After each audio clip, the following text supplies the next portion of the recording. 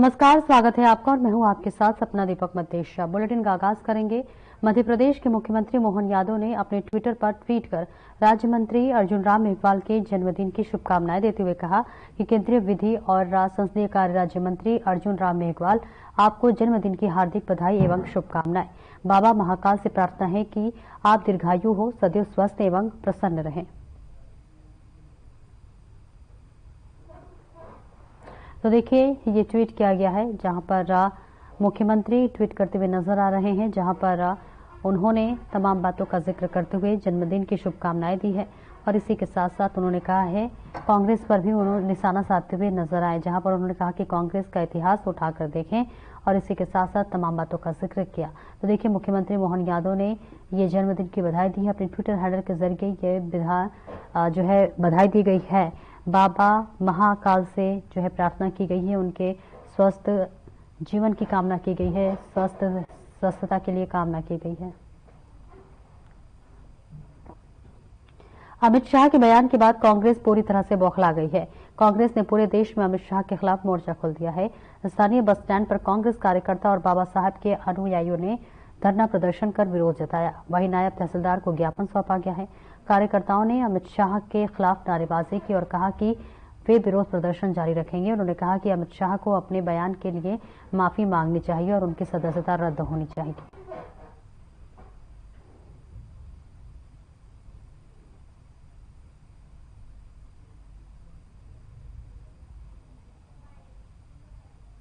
संविधान में विश्वास रखते हैं, बाबा साहब भीमराव अम्बेडकर में विश्वास रखते थे। आज उनके द्वारा हमारे देश के प्रधानमंत्री ने जिस प्रकार जिस तरीके से उनका उच्चारण किया, उनके विषय में बोला, इसको विरोध में हमने आज यहाँ पर विरोध प्रदर्शन।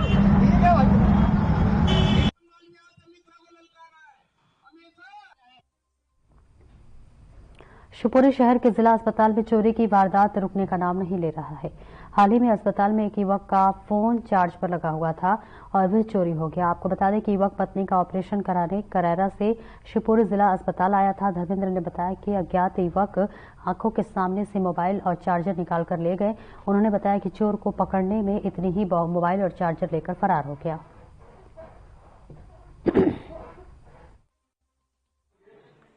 धर्मेंद्र साहू कहाँ के हो आप?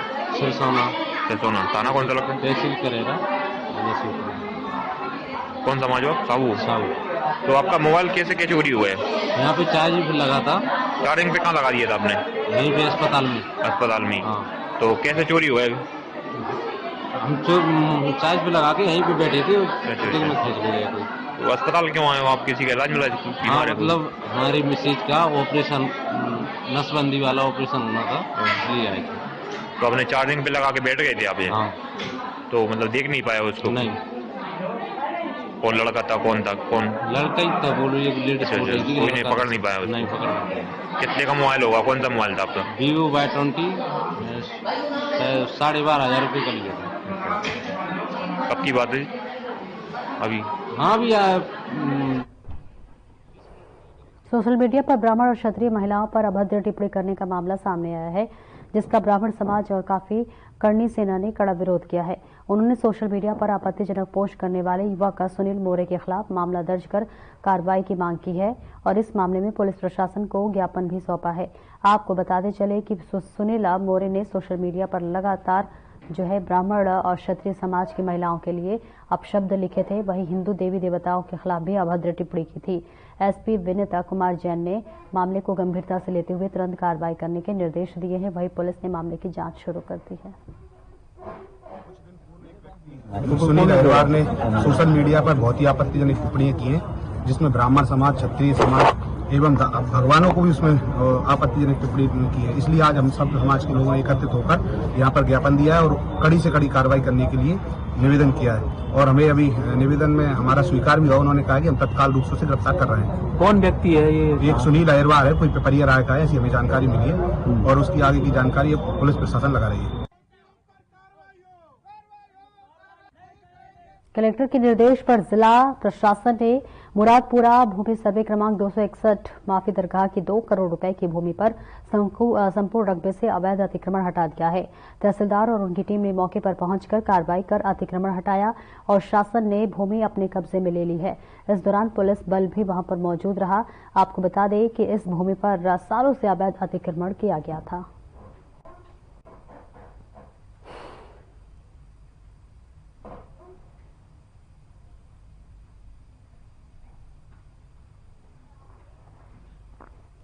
आरसीपीवी अमरोहा की जगह नरहोना प्रशासन अकादमी में 3 दिवसीय आईएएस सर्विस मीट का शुभारंभ किया गया है और इसके साथ ही अपने विचार भी साझा किए गए। इस मौके पर सीएम मोहन यादव ने कहा कि प्रदेश को विकास के नए आयाम देने और प्रगति पथ पर आगे बढ़ाने के हमारे समस्त आईएएस अधिकारियों का बहुमूल्य योगदान रहता है।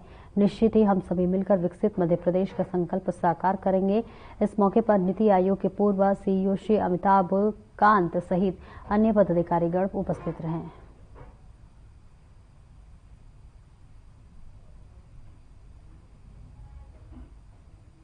ये एक अलग प्रकार की आपकी सर्विस है, जिस सर्विस के माध्यम से आपने अपने जीवन में तो इसको अंगीकार किया है।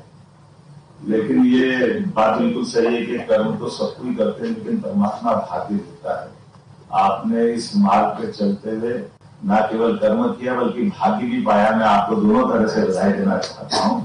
हमारे लिए ये एक अलग प्रकार की दुनिया है। यद्यपि इतने बड़े देश में, इतनी बड़ी आबादी में अगर आईएएस अधिकारियों की संख्या देखें तो वो संख्या नगण्य के बराबर है। और इतने बड़े देश की इतनी विविधता वाली चुनौतियों के बीच में हमारे इस देश की दुनिया में अगर पहचान बनी तो उस पहचान बनने में सबसे बड़ी भूमिका अगर है तो आप ही लोगों की है। ये निश्चित रूप से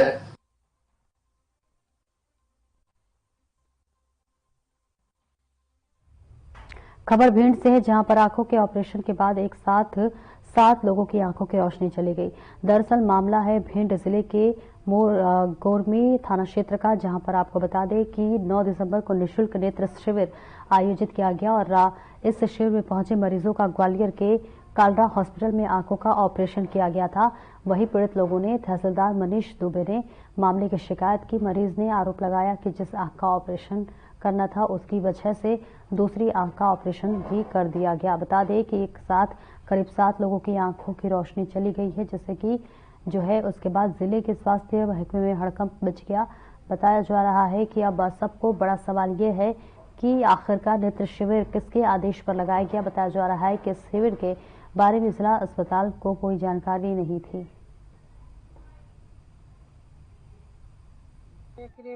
9 तारीख को कृपया में एक कैंप लगाया था। ग्वालियर से कोई डॉक्टर कालरा हैं, उनकी संस्था ने यहाँ से 12 लोगों को ले गए थे। उसमें से 11 लोगों का ऑपरेशन हुआ था। एक को शायद शुगर की दिक्कत बताई गई थी तो उसका ऑपरेशन नहीं हो पाया था। 11 में से 7 लोगों को दिक्कत हुई है, नीचे आंख से बिल्कुल नहीं दिख रहा है उनको। और 7 में से 6 लोगों का तो परीक्षण हो गया है। एक ग्वालियर है जिनका परीक्षण हुआ है। सभी को हम अभी भिंड जिला अस्पताल शिफ्ट कर रहे हैं। वहाँ उनका और इसके आगे की जांचें होंगी, प्राथमिक उपचार दिया जाएगा और यदि आवश्यकता पड़ी तो वहीं से उनको फिर मेडिकल कॉलेज ग्वालियर हो जाएंगे। प्रथम दृष्टया से लापरवाही, अब अभी तो ये जांच के बाद पता लगेगी कि लापरवाही किस लेवल की है, क्योंकि अभी जैसे उसमें आंख में इन्फेक्शन है तो कहीं ना कहीं तो इन्फेक्शन का सोर्स रहा होगा। भाई अच्छा, कहाँ ऑपरेशन कराया था ये? ग्वालियर है। ग्वालियर। कौन सी आंख से दिखता है आपके? नहीं दिखता? नहीं दिखता है। कौन सी आंख का ऑपरेशन हुआ था? जो डेरी का। अच्छा, जिसमें में दिक्कत थी? हाँ, दिक्कत थी। कौन सी बनी थी आई?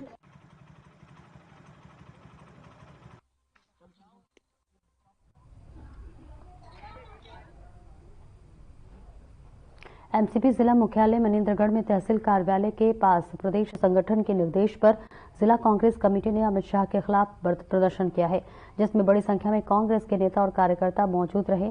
कांग्रेस जिला अध्यक्ष ने कहा है कि लोकसभा के जो है सदन में जिस तरह की अमित शाह ने संविधान निर्माता भारत रत्न डॉक्टर भीमराव अम्बेडकर के लिए अपमानजनक शब्दों का प्रयोग किया है, जिसको लेकर पूरे प्रदेश भर के जिला मुख्यालयों में अमित शाह के खिलाफ प्रदर्शन किया जा रहा है। अमित शाह अपने बयान को लेकर माफी मांगे।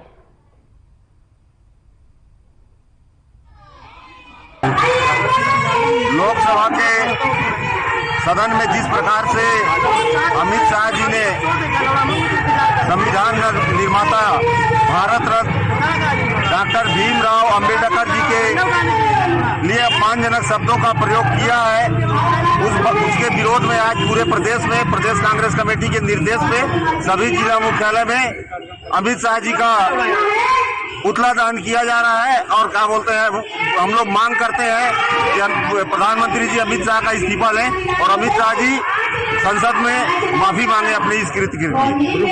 आगे किस तरह की रणनीति रहेगी अगर माफी नहीं मांगी जाएगी? अभी तो ये आज शुरुआत था, अगर अमित शाह जी माफी नहीं मांगते हैं तो इस लड़ाई को हम लोग और आगे बढ़ाएंगे और सड़क पर प्रदर्शन करेंगे। अम्बेडकर जी के खिलाफ जो बोला गया है उसके क्या कहते विरोध में आज पूरे प्रदेश कहते हैं कांग्रेस कमेटी के आह्वान पे जो है सभी जिला मुख्यालयों में किया जा रहा है। अगर वो माफी नहीं मांगते हैं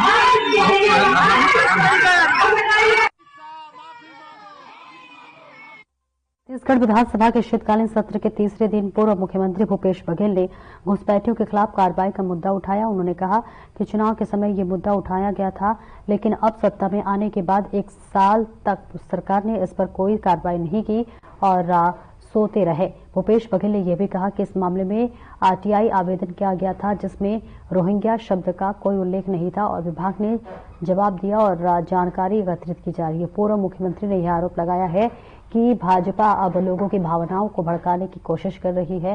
भूपेश बघेल के इस बयान पर गृहमंत्री विजय शर्मा ने पलटवार किया। उन्होंने कहा कि चुनाव में इस मुद्दों का कोई लेना देना नहीं है और ये सुरक्षा से जुड़ा मामला है। वे संदेहियों के खिलाफ कार्रवाई कर रहे हैं और कई लोगों को जेल भेजा जा चुका है।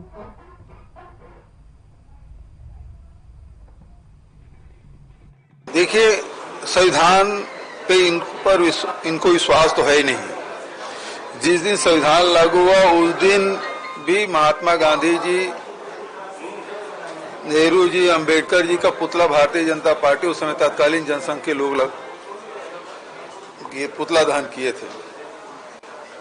संविधान को ये मानते ही नहीं और इसी कारण से इनके सांसद, इनके केंद्रीय मंत्री तक संविधान बदलने की बात करते हैं।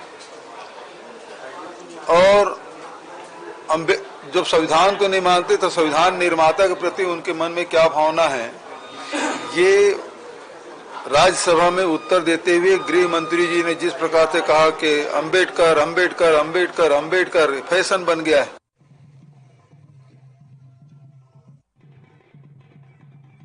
बीजेपी पर भूपेश बघेल ने सीधा निशाना साधा है। विधानसभा सत्र की जो है घुसपैठियों का भी मुद्दा उठाया और इसी के साथ साथ आपको बताते चले पूर्व मुख्यमंत्री भूपेश बघेल मुख्यमंत्री पर निशाना साधते हुए नजर आ रहे हैं, जहां तमाम बातों का जिक्र करते हुए उन्होंने जमकर बीजेपी सरकार को घेरा और इसी के साथ साथ तंज कसते हुए तमाम बातों का जिक्र किया। तस्वीरें आपको दिखा रहे हैं जहां पर पूर्व सीएम भूपेश बघेल ने बड़ा मुद्दा उठाया है और मुद्दा उठाते हुए बीजेपी को जमकर घेरा है। बीजेपी पर निशाना साधते हुए पूर्व मुख्यमंत्री भूपेश बघेल नजर आ रहे हैं। विधानसभा सत्र में घुसपैठिए का मुद्दा उठा है और घुसपैठिए का ये जो मुद्दा है अपने आप में बेहद संजीदगी के साथ और बहुत संवेदनशीलता है, जहां पर पूर्व मुख्यमंत्री भूपेश बघेल इस पूरे मुद्दे को उठाते हुए बीजेपी पर जमकर निशाना साधते हुए नजर आ रहे हैं। तस्वीरें आपको दिखा रहे हैं जहां पर पूर्व मुख्यमंत्री भूपेश बघेल का ये बड़ा बयान सामने आया है। और संसद में गृह मंत्री अमित शाह द्वारा दिए गए बयान को लेकर कांग्रेस का विरोध प्रदर्शन जारी है। आपको बता दें कि कांग्रेस सांसदों का विरोध देखने को मिला है।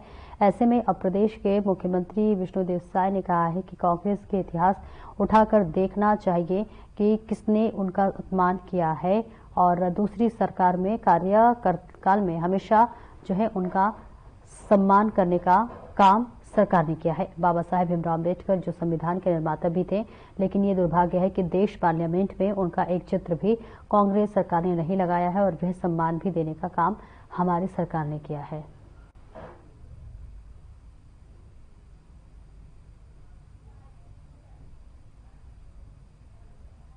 इतिहास उठा के देखना चाहिए कि अंबेडकर जी का वास्तव में अपना अपमान किसने किया है।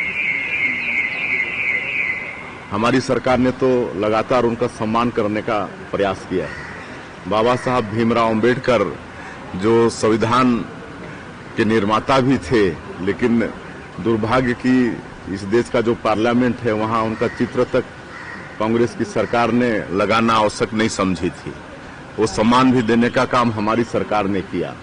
और बाबा साहब भीमराव अंबेडकर जहां जन्म लिए, जहां शिक्षा लिए, जहां दीक्षा लिए, जहां उनका निर्माण हुआ, ऐसे 5 जगहों को पंच तीर्थ का नाम देकर वहां विकास करने का काम हमारी भारतीय जनता पार्टी की सरकार ने की है। आरंग के विधायक गुरु खुशवंत साहिब बीजेपी प्रदेश उपाध्यक्ष सरला कोसरिया और अनुसूचित जाति मोर्चा के प्रदेश अध्यक्ष नवीन मार्कंडे ने बीजेपी कार्यालय एकात्म परिसर में आयोजित संवाददाता सम्मेलन को संबोधित करते हुए कहा कि कांग्रेस के विधायक उत्तरी जांगड़े द्वारा अन्य विधायक उमेश पटेल, राम कुमार यादव, चतुरी नंद, कविता प्राण लहरे की उपस्थिति में बलौदा बाजार की आगजनी की घटना को कांग्रेस का शौर्य उदाहरण प्रस्तुत करते हुए अपने कार्यकर्ताओं से ऐसा ही प्रदर्शन न करने के लिए कहना और छत्तीसगढ़ में बढ़ रहे अपराधों के पीछे विशेषकर बनीदा बाजार अग्निकांड कांग्रेस की भूमिका की आत्मस्वीकृति है। वहीं बीजेपी विधायक गुरु खुशवंत साहिब ने पत्रकार वार्ता में कहा कि यह स्पष्ट करता है कि कांग्रेस अपराध की चिंता करने का दिखावा करती है।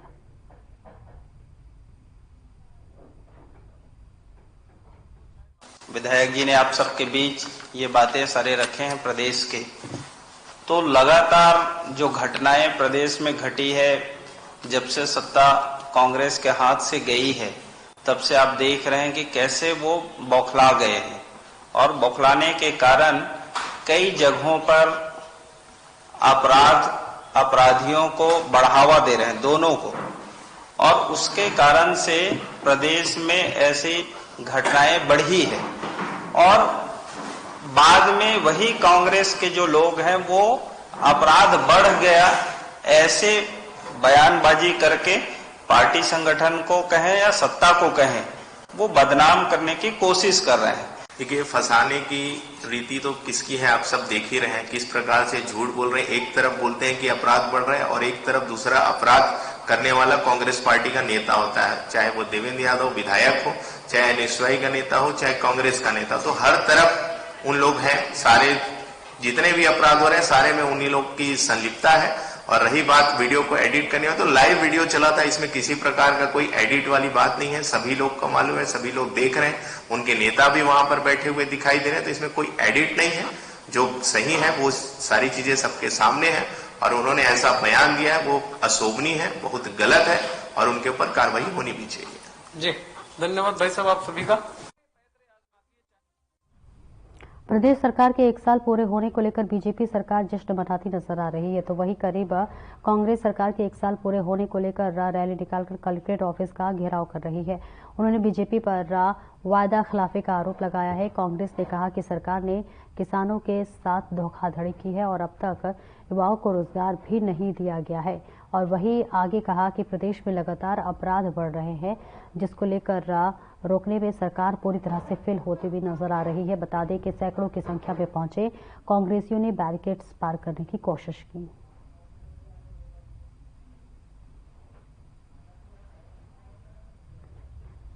युवा कांग्रेस के नेतृत्व में युवाओं के नेतृत्व में कांग्रेस पार्टी के नेतृत्व कलेक्ट्रेट घेराव किया गया है। और आप सबको पता है कि जब से भारतीय जनता पार्टी की सरकार बन के अब 1 साल हुआ है, यहाँ के किसानों का बेहाल है, यहाँ के माताओं को सुरक्षा नहीं है, यहाँ के नौजवानों को कोई रोजगार नहीं है। आज अंदरूनी क्षेत्र में बीजापुर में हो, चाहे सुकमा में हो, चाहे नारायणपुर में हो, वहाँ के जो हमारे बच्चे हैं, देश के भविष्य हैं, उनको आश्रमों में अपने माता पिता इसलिए भेजते हैं, आश्रम में रहेगी, पढ़ेगी। 1 साल छत्तीसगढ़ बना, इस 1 साल में छत्तीसगढ़ का युवा परेशान है, इस छत्तीसगढ़ का किसान धान नहीं बेच पा रहा है, इस प्रदेश में महिलाएं सुरक्षित नहीं है, इस प्रदेश में खासकर बस्तर में आदिवासी सुरक्षित नहीं है, इस प्रदेश के एक जनता इस सरकार में अपने आप को सुरक्षित महसूस कर रही है। और इस प्रदेश की सरकार जो युवाओं को नौकरी देने के नाम पर सत्ता में आई थी, युवाओं को रोजगार नहीं दे पा रही है। इन तमाम मुद्दों को लेकर कांग्रेस पार्टी के हमारे कांग्रेस ने आज धरना प्रदर्शन और कलेक्टर घेराव का कार्यक्रम किया है। नगर निगम चुनाव को लेकर आरक्षण प्रक्रिया पूरी हो चुकी है। अब महापौर पद के लिए आरक्षण लॉटरी सिस्टम से तय किया जाएगा। आपको बता दें कि निगम के 70 वार्डों में आरक्षण की प्रक्रिया के बाद 23 वार्ड ओबीसी के लिए, 9 अनुसूचित जाति और 3 अनुसूचित जनजाति के लिए आरक्षित किए गए हैं। तो वही आपको बता दें कि महापौर पद सामान्य वर्ग के लिए, महिला के लिए आरक्षित रहेगा और वही इसके अलावा 35 आरक्षित वार्डों में से 11 सामान्य वर्ग की महिलाओं के लिए आरक्षित किए गए हैं। आरक्षण प्रक्रिया के दौरान वार्डों की पर्चियां बड़े डिब्बे में डालकर निकालने को लेकर विवाद हुआ।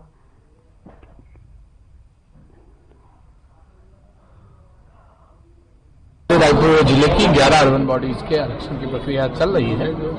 रायपुर नगर निगम की प्रक्रिया पूरी हो गई है। आपको पता है रायपुर नगर निगम में 70 वार्ड हैं, जिसमें से 9 अनुसूचित जाति, 3 अनुसूचित जनजाति और 23 वार्ड अन्य पिछड़ा वर्ग के लिए आरक्षित करने थे।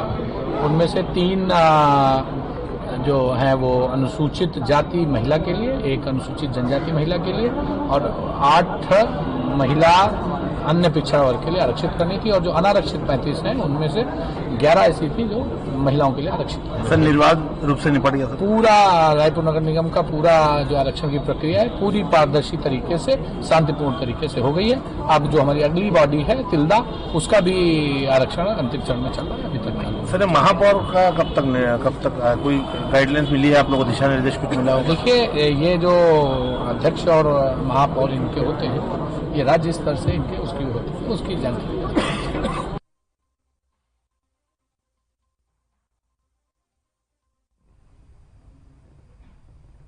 गौरेला पेंड्रा मरवाही जिले में पेंड्रा धान खरीदी केंद्र में किसानों को सुख्ती के नाम पर छला जा रहा है। जहां समर्थन मूल्य पर धान की खरीदी शुरू होने के बाद किसान अपना धान बेचने के लिए केंद्र में पहुंच रहे हैं, जहां पर किसान सुख्ती के नाम पर अधिक धान देने को मजबूर हो रहे हैं।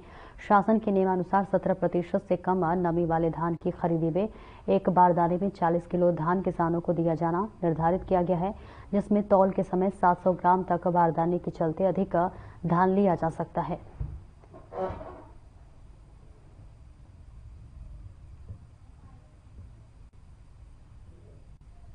धान किसानों से समिति में 40 किलो का बोरी रहता है। ये अपने को 40 किलो तौलना है। बोरी का 800 ग्राम या 700 ग्राम अतिरिक्त लेना है। पेंड्रा धान खरीदी की बात करें, यहाँ 41 और 100 ग्राम दिया जा रहा है। कैसे देखते हैं इस तौल को आप? नहीं, ये तो 41-200 नहीं लिया जाना चाहिए। इसमें किसान का नुकसान हो रहा है। तो मैं तो नहीं कहूँगा कि 41-200 लें, और यदि ज़्यादा तौल कर रहे हैं तो मैं जाके उसको देखता हूँ। समिति प्रबंधक का दलील है कि वो सूखती के कारण ऐसा कर रहे हैं। नहीं, उनको तो धान, सूखा धान खरीदना है। नमी है तो उनको, किसान को समझाए कि सूखा धान लेके आए। प्रति बोरी 1 किलो से अधिक चावल धान एक्स्ट्रा लिया जा रहा है सूखता के नाम पर, कि धान नहीं उठेगा तो धान सूखेगा तो मंडी वालों को नुकसान होगा। ये कैसा? अब देखिए, इसमें तो सीधे प्रशासन की जिम्मेदारी है कि भाई पहले तो उठाव हो ताकि किसानों को परेशानी न हो, और जो 1100 जो अतिरिक्त ले रहे हैं सूखता के नाम से, तो इसमें किसान की कोई गलती नहीं है।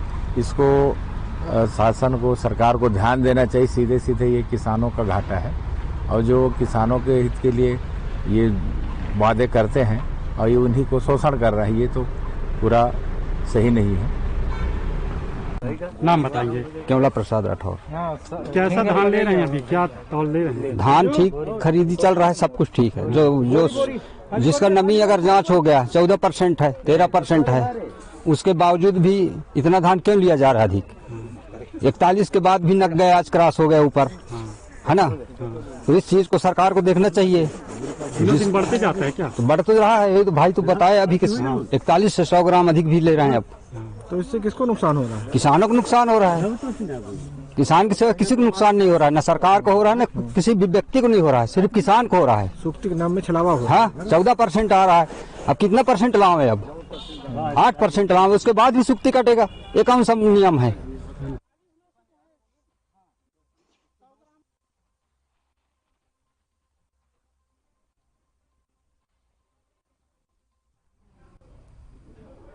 फिलहाल इस बुलेटिन में इतना ही। दीजिए इजाजत। नमस्कार।